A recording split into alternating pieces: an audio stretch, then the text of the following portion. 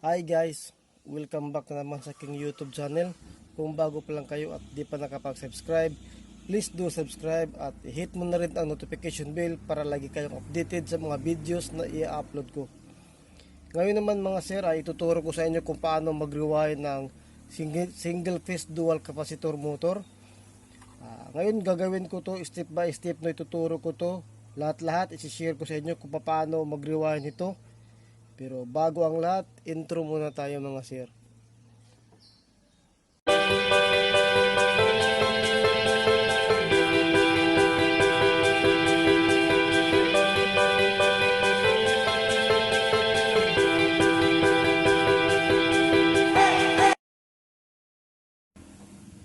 Mga sir, ito na yung single phase dual capacitor motor.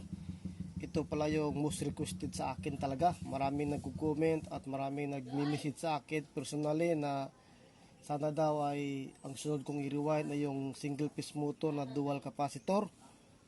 Kaya mga sir, ito na. I-rewind ko na to. Ang kailangan nyo lang gawin ay panoorin itong video ko to. Tapusin nyo to, isi-series ko to.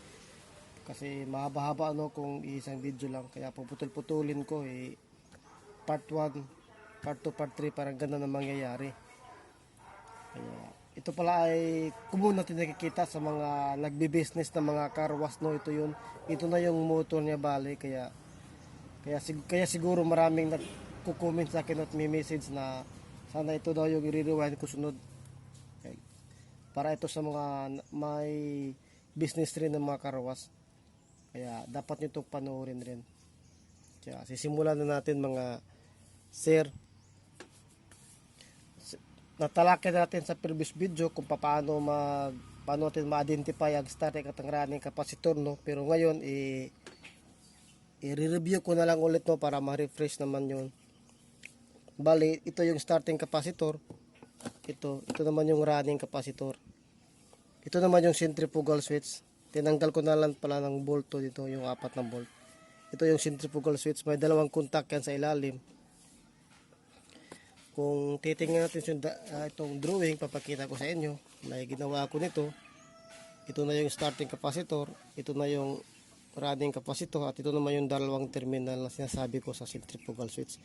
Lagi lang nating tatandaan na ang starting capacitor at centrifugal switch ay palagi yung nakakunik naka-series bale. Kaya ikukunik ko muna, ipapakita ko sa inyo.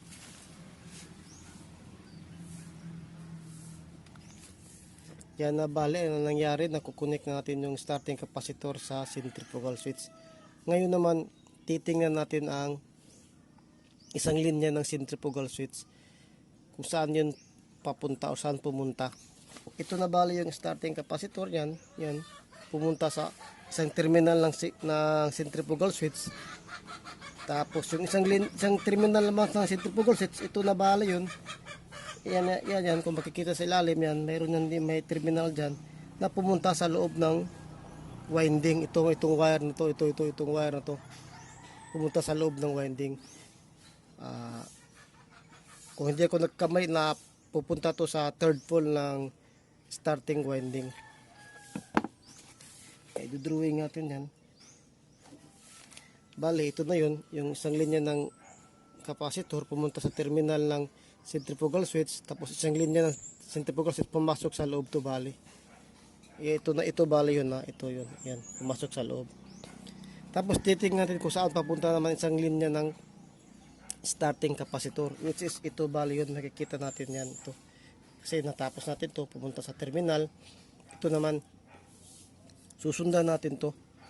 Ito na bale yun sa pumunta sa dito, may connection sa bale dito. Isang wire naman yan pumunta sa loob rin ng winding. Yan, ito naman yun. Kaya i-draw ko naman dito sa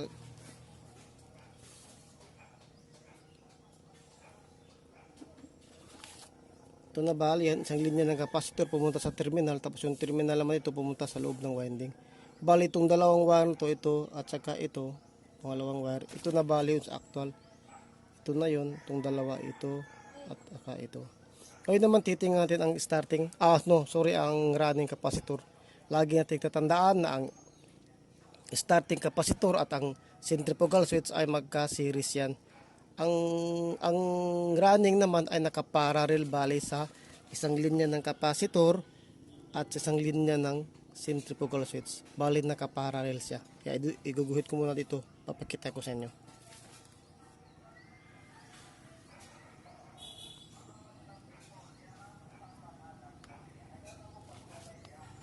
Ganyan na ang mangyayari mga sir. Yung starting capacitor at centrifugal naka-series na. Tapos yung running naman capacitor ay naka-parallel.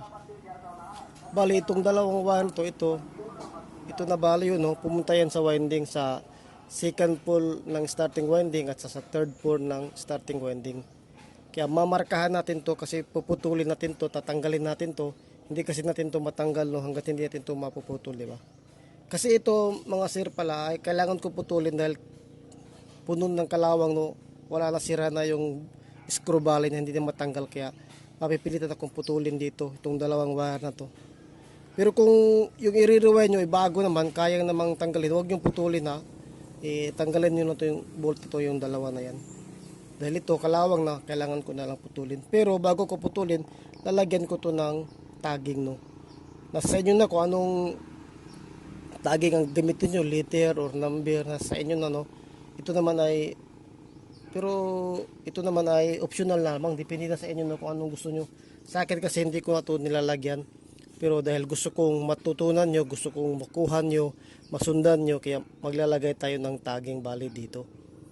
Kaya yun ang purpose ko, para easy way, no, na madali nyong masundan bali. Titingnan ko lang itong isang linya na to, lalagyan ko ng number 2 to bali. Isa naman ay lalagyan ko ng number 3 kasi pupunta to sa third at saka sa second pole ng winding, starting winding. Walang problema kung magkapalit tayo dahil tagging lang naman, no. Kung nasa atin kung dito tayo magamit ng number 3, magtaglagay at number 2, walang problema magkapalit kasi tagging lang naman to, no. Kaya susulatan ko muna dito ng number 2 at saka number 3 at saka puputulin ko, lagyan ng masking tape.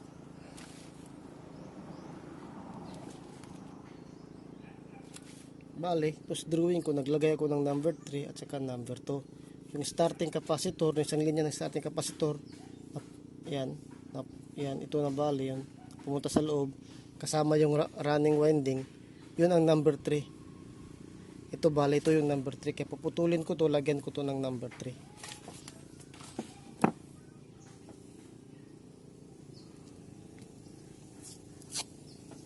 Bali, lagyan ko ng number 3, no, bali.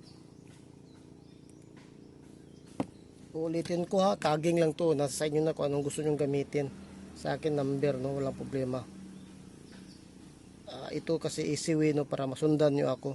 Lalagyan ko ng tagging dito, number 2, number 3, tapos puputulin ko na to. Yan, naputol na. Tapos yung kabila naman, lalagyan ko ng number 2.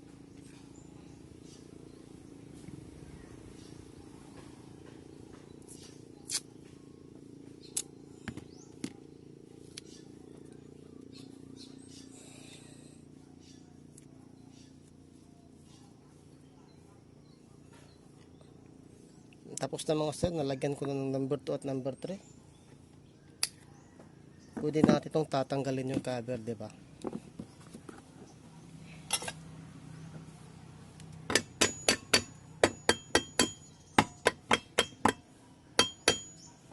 Mga sir pala, kung lalo sa mga baguhan, no, pwede wag nyo na lang tanggalin yung capacitor para hindi kayo mawala normal ito, no. Kung tatanggalin nyo man, kailangan nyo ipapamiliarize talaga. Kailangan nyo picturean o kaya isulat nyo, no, i-draw nyo, gawa nyo ng diagram. Yung ginawa ko kanina, yun na yun bali. Tatanggalin ko na.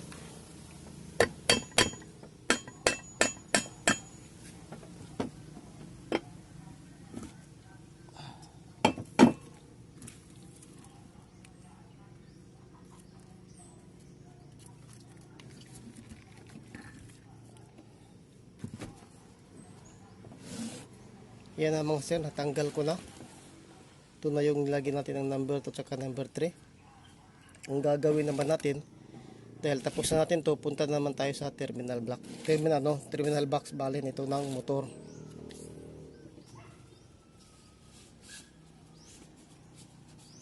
May ipapakita ko sa inyo mga sir, ang terminal box ng motor ay mayroon niyang 5 terminal yan, bali. 1, yan na. 1, 2, 3, 4, 5. May naka-indicate dyan, nakasulat dyan na U1, U2, Z1, Z2 at G1. Dalawang G1 kabali ito. Kasi naka-jumper lang yan. Ang purpose niyan ay para pag mag-reverse tayo ng rotation. Kaya gagawa ko muna dito sa papel, idodrawing ko muna ang plastada para makita nyo baka kasi baka hindi masyado maklaro sa cam. Kaya idodrawing ko muna dito.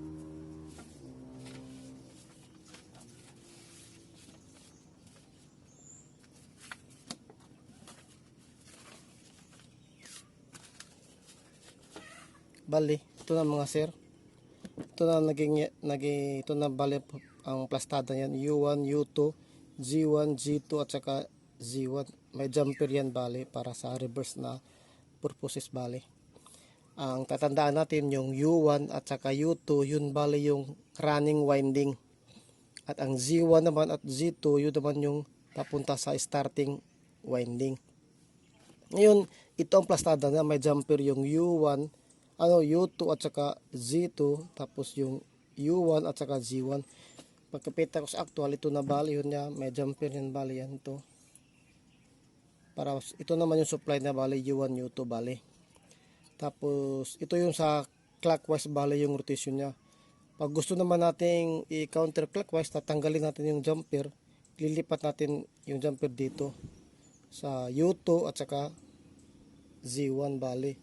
Tapos ang dito naman yung U1, tatanggalin natin yung jumper dito sa U1 kasi ito U1 at saka Z1, di ba? Tatanggalin ito, ililipat naman natin dito sa Z2.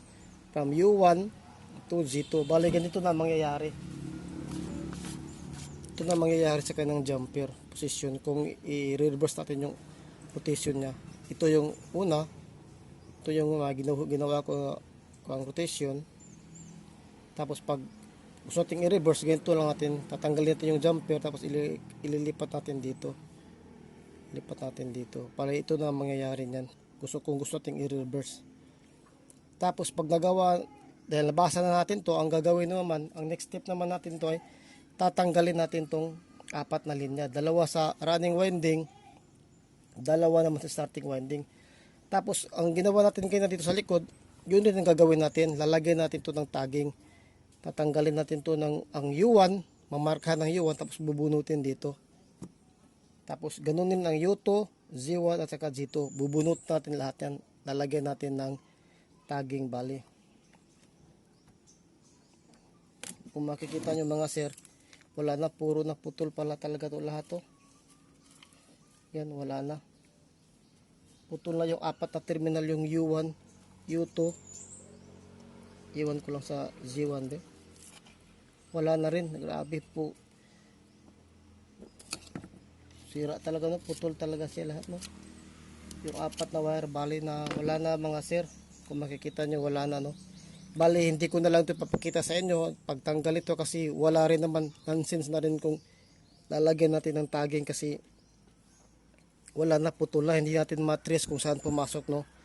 Ang gagawin ko ito, ako na lang yung gagawa kung saan ako magsimula ng first pole, second pole, third pole at saka fourth pole bali. Ako na lang yung gagawa dahil hindi natin masundan nito, wala na, putol na. Pero advice ko kung yung i-rewind nyo ay buo pa, hindi pa putol, pag tingin nyo dito sa loob bali, ang gagawin nyo, yun na rin ha, bubunutin nyo dito, lalagyan nyo ng U1. Pero yung original may tagging na kasi yun. Ito alam ko rewinded na to kasi yung terminal na ginamit niya iba na sa original. Tapos wala nang tagging, rewinded na to. Tapos yun lang ha, mamarkahan nyo ng U1, tapos U2, tapos Z1 at saka dito.